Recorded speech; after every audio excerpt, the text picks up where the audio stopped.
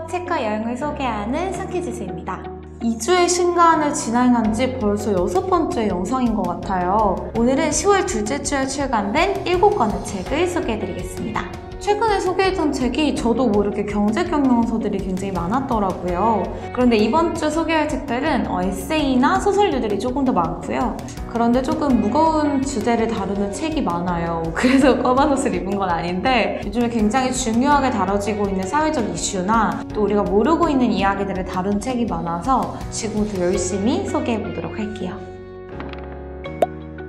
사실 이 책을 첫 번째로 소개할까 말까 고민을 하다가 이 책만큼은 꼭 제일 먼저 소개해드리고 싶어서 가져왔는데요. 내 아들은 조현병입니다. 정신질환자의 가족으로 산다는 것, 그 혼동의 연득이라고 되어 있습니다. 여러분들이 이 조현병이라는 단어가 생소하신 분들도 있을 것 같은데요. 예전에 정신분열증이라고 불렸던 질환이기도 합니다. 뇌에 이상이 생겨서 발생되는 어떤 뇌질환, 뇌장애 중에 하나인데요. 어떤 사고나 감정에 영향을 주는 건 당연하고 행동적으로 조금 이상이 있는 경우가 많아서 많은 분들이 사실 두려워하기도 하고 조금 피하기도 하는 병이기도 합니다. 이 책의 저자가 론 퍼우스라는 저널리스트인데요. 저널리스트로 행복한 삶을 살고 있다가 어느 날 아들에게, 심지어 두 아들에게 조현증이 발생하게 됩니다. 우선 막내 아들의 질병이 먼저 발생했었는데 힘든 시간을 겪다가 이 아들이 자살이라는 극단적인 행동을 하게 되고 5년 정도 뒤에 첫째 아들에게도 이 똑같은 조현병이 발생하게 된 거예요. 그래서 이 론 퍼우스가 이 가족에게 찾아온 약탈자 같은 질병인 조현병에 대해서 이 가족이 어떻게 싸우고 이겨내는지 연대기를 기록한 책인데요. 책은 크게 두 가지 분류로 나눠집니다. 첫 번째는 이제 이 조현병을 앓은 사람 그리고 그 가족의 일상적인 이야기를 다루고 있고요. 그리고 두 번째 줄기에서는 이 근 200년 동안 정신질환자를 사람들이 어떻게 대해왔는지 의학적으로 뿐만 아니라 사회적, 정치적으로 아주 낱낱이 풀어내고 있습니다. 이 책의 조금 특별한 부분은 뭐냐면요. 이 조현병에 걸린 두 아들을 대하는 이 아버지의 따뜻한 시선과 동시에 이 저자가 유명한 저널리스트다 보니까 이 질병에 대해서 사람들이 어떻게 대하고 생각하는지를 아주 똑똑하게 이 낯선 시각으로 풀어내고 있어요. 그러니까 이 조현병이라는 정신질환에 대해서 두 가지 시각으로 볼 수 있는 거죠. 가족을 사랑하는 이 아버지의 따뜻한 시점과 그리고 이 똑똑하고 냉철한 저널리스트의 시점에서 말이죠. 그래서 조금 더 확장해보면 이 책에서 다루는 메인 주제가 이 조현병이라는 정신질환이지만 조금 더 넓게 생각해보면 어떤 사회의 소수자들의 입장에서 생각해볼 수도 있을 것 같아요. 우리가 이 조현병 환자를 대하는 어떤 시선이나 태도들이 조금 더 확장해보면 많은 소수자들에게도 당연스럽게 일어나는 일이고 이 책은 그들의 입장을 공감하기도 하지만 또 냉철하게 생각해볼 수도 있게끔 하는 현대사회에서 꼭 필요한 대중교양서가 아닌가라는 생각이 듭니다. 오늘 소개할 두 번째 책도 사실 매우 중요한 사회적 이슈를 다루고 있는 책인데요. 마르타의 일이라는 책입니다. 이 책은 한국 소설이고요. 두 자매의 일을 다루고 있어요. 즉 임용고시를 준비하고 있는 아주 똑똑한 언니인 수아와 어릴 때부터 예쁜 미모와 그리고 착하고 봉사를 많이 하는 심성으로 주목을 받았던 동생 경아의 이야기입니다. 이 경아가 SNS에서 리아라는 이름으로 활동을 했는데요. 봉사녀라는 타이틀이 붙으면서 아주 많은 사람들의 사랑을 받고 있었어요. 그런데 어느 날 동생이 자살을 합니다. 그런데 이 수아가 아무리 생각해도 이 경아가 자살을 한 게 이상한 거예요. 그래서 우연히 경아의 핸드폰을 찾아서 보게 되는데 모르는 사람에게 다이렉트 메시지가 왔습니다. 경아는 자살한 게 아니라고요. 그래서 이 수아는 동생인 경아를 죽인 이 살인범을 찾아 나서면서 경아의 삶을 보다 깊숙하게 들여다보게 됩니다. 사실 수아와 경아는 사이가 좋은 자매였지만 사실 마음 깊이 어떤 친구 같은 존재가 될 수는 없었어요. 왜냐면 이 수아는 항상 이 예쁘고 착한 동생이 부러웠고 동생은 이 공부를 항상 잘하는 수아가 부러웠던 거예요. 그러다 보니까 이 언니는 항상 동생에게 관심이 쏟아지는 거에 있어서 마음을 다치게 되고 이 동생은 언니를 걱정했는데 언니의 마음의 벽이 너무 크니까 본인 또한 상처를 받았던 거죠. 그래서 이 수아가 경아의 죽음을 추적해 나가면서 이 둘 사이에 있었던 어떤 오해나 서로의 몰랐던 부분들을 조금씩 만나게 되는 이야기고요. 이 책을 읽다 보면 어떤 사회에서 주는 말, 사회에서 주는 위치 때문에 두 사람의 관계가 쉽게 틀어지는 것에 대한 어떤 아쉬움, 또 이것이 경화의 죽음이 아니었다면 쉽게 해결될 수 없는 문제였다는 것을 지적을 하면서 어떤 관계에 대한 서늘함을 주는 책이 아닌가 싶습니다. 네, 세 번째 책도 사실 굉장히 무거운 책이에요. 하우스 오브 갓이라는 책인데요. 부제가 굉장히 강렬합니다. 그 의사는 왜 병원에서 몸을 던졌을까?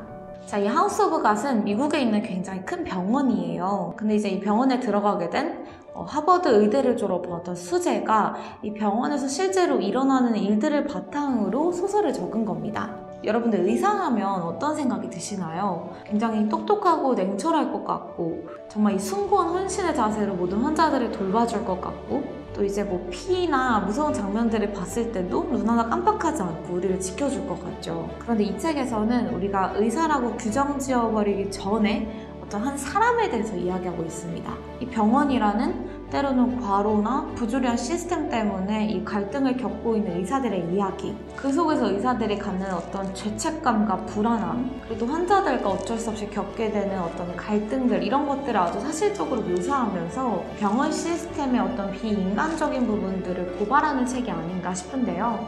이 책은 하우스 오브 갓이라는 병원에서 근무하는 5명의 인턴의 이야기를 풀어주고 있고요. 이 5명의 인턴은 조금 전에 이야기했던 어떤 부조리한 시스템에서 나름대로 살아남기 위해서 신경안정제를 먹고 또 조금 더 어떤 타락한 방법들을 통해서 헌신과 과로 사이에서 이 길을 찾아나가고 있습니다. 그래서 이 책을 읽다 보면 결국 의사도 사람인데 그들이 어떤 직업이라는 그 규율 안에서 너무 많은 책임을 지고 있는 건 아닌가라는 생각을 하게 해주고요. 이 책이 처음 나왔을 때 의사들끼리 몰래 돌려 읽을 정도로 이 의사들이 많은 공감을 했던 책이라고 합니다.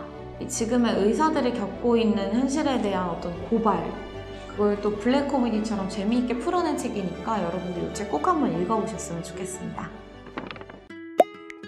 네, 이제 조금 가벼운 책을 할까요? 여러분들 보시는데 힘드시죠? 저도 이렇게 괜히 까만 옷을 입고 와가지고 뭔가 소개하면서 점점 더 암울해졌던 것 같은데요. 오늘 소개할 4번째 책은 모임을 예술로 만드는 법, 기획부터 마무리까지 성공하는 모임의 모든 것이란 책입니다. 요즘에 이제 뭐 워라밸이다, 52시간 근로제다 하면서 이 직장인들의 오후 시간이 생겼죠. 그러면서 트래블이나 소셜 살롱들이 발전하면서 이제 오프라인 모임들이 굉장히 활성화되고 있습니다. 당연히 이제 그런 것도 유행이니까 모임을 새로 만드시는 분들도 많을 거고 기존에 하는 모임을 유지하고 싶은 분들도 많을 텐데요. 이 책은 우리가 어떤 은연중에 생각하고 있었던 뭐 건강한 모임은 이래야 돼, 이런 편견에 대해서 사실 정말 건강한 모임은 어떤 틀에 박히고 모든 말을 조심하고 적당한 네트워킹을 하는 게 아니야, 진정한 모임은 이거야 라고 하면서 이 건강한 모임을 지속하는 방법을 소개합니다. 그래서 우리가 모임하면 기본적으로 성, 정치, 종교 얘기는 하지 말아야 한다. 또 뭐 사람이 많으니까 이렇게 되도록이면 간섭하지 않는다. 또 되도록 많은 사람이 가능한 오래 머무르면 성공한 모임이다. 이런 생각들을 사실은 기본적으로 하는 분들이 많을 거예요. 저도 그랬고요. 근데 이 책에서는 이 우리의 모임이 무엇을 하느냐가 아니라 무엇이 되느냐에 초점을 둬야 하기 때문에 모임을 통해서 우리가 달라지고 이 달라진 우리의 모습이 사회에 영향을 줄 수 있도록 더 건강한 모임의 목적과 방식을 만드는 방법을 소개합니다. 모임을 만들고 싶은 분들이나 내가 가진 모임을 지속하고 싶은 분들뿐만 아니라 내가 어떤 변화를 위해서 모임에 나갈 때 그 모임을 통해서 진정한 변화를 겪으려면 어떤 목적을 가지고 어떤 생각을 가지고 또 어떤 행동을 해야 하는지 자세히 알려주는 책이 아닌가 싶습니다. 네, 5번째 책은요, 보면서 이거 저희 엄마에게 선물해주고 싶다 이런 생각이 들었는데요. 2번째 20살입니다. 여자 나이 40 또는 50에 찾아오는 자기 발전에 대하여라고 되어 있습니다. 우리가 중년이라는 말에 갖고 있는 이미지가 있잖아요. 일을 하기보다는 가정주부로서의 삶을 더 많이 살고 계시죠. 그런데 이 책에서 중요한 포인트를 뽑아냈습니다. 그러니까 이제부터 중년이 되는 여성들은 그 이전의 중년과는 완전히 다르다는 거예요. 이들은 20대, 30대 누구보다 열심히 일해온 사람들이고 또 어떤 개인적인 성공이나 일적인 성공들을 눈앞에 두고 열심히 달려온 이 커리어 워먼들이라는 거예요. 그러니까 이전의 중년들보다 더 많은 교육을 받고 더 열정적이기 때문에 인생의 중반부, 이 중년이라는 시기를 마주할 때 조금 다른 태도를 가지고 있지는 않는가. 그렇다면 우리는 무엇을 준비해야 하는가? 이런 이야기를 하고 있다는 겁니다. 그래서 어떤 이 중년이라는 나이에 대한 편견을 지우고 한 번쯤은 인생을 리셋하면서 더 멋진 삶을 위해서 도약할 수 있는 어떤 삶의 자세, 방법들을 풀어주는 책이니까요. 이 책은 우리 엄마들 그리고 또 중년이 되어가는 여성분들에게도 추천해주고 싶지만 또 지금 제 또래의 여성분들이 읽어보면서 나의 중년은 어떠할까에 대해서 한 번쯤 생각해보는 것도 좋지 않을까 싶습니다. 네, 6번째 책은 제가 너무 좋아하는 분인데요. 정혜영의 식탁.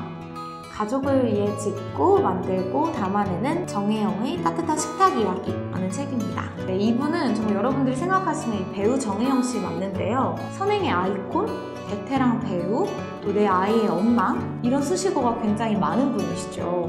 이분이 이제 삼시세끼 가족들을 위해서 사랑과 정성으로 담아내는 식탁의 음식들, 홈푸드에 대해서 정리한 책입니다. 제가 이 책을 보면서 참 대단하다라고 느꼈던 게 이분이 이제 연기하고 아이 키우고 굉장히 바쁜 삶을 살고 계시잖아요. 그래도 가족이 먹을 모든 음식은 직접 차리신다고 합니다. 그것도 아주 수준급의 실력으로 정말 정성을 담아서 차리세요. 그걸 SNS에 올리기도 하셔서 이 많은 분들이 관심을 갖고 있기도 한데요. 이 정혜영 씨가 하고 있는 뭐 일품 요리뿐만 아니라 샐러드나 간단한 반찬들, 뭐 음료 이런 것까지 해서 봄, 여름, 가을, 겨울 이 4개의 구성으로 나누는 책이니까요. 단순히 요리법 배우고 싶어 라는 관점에서 충분히 훌륭한 책이지만 우리가 잘 알고 있는 이 정혜영이라는 사람이 가족을 어떤 마음과 태도로 대하는지 그 정성을 볼 수 있는 책이 아닌가 싶습니다. 네, 이렇게 해서 10월 둘째 주 7권의 책을 소개했는데요. 이번 주 책들이 정말 보시면서 가볍게 한번 읽어봐야지 이런 마음보다는 약간 무거운 숙제를 진 듯한 느낌이 드실 것 같아요. 이 책들을 통해서 여러분들의 생각 지평이 넓어지는 계기가 되었으면 좋겠고요. 지금까지 삼키즈였습니다.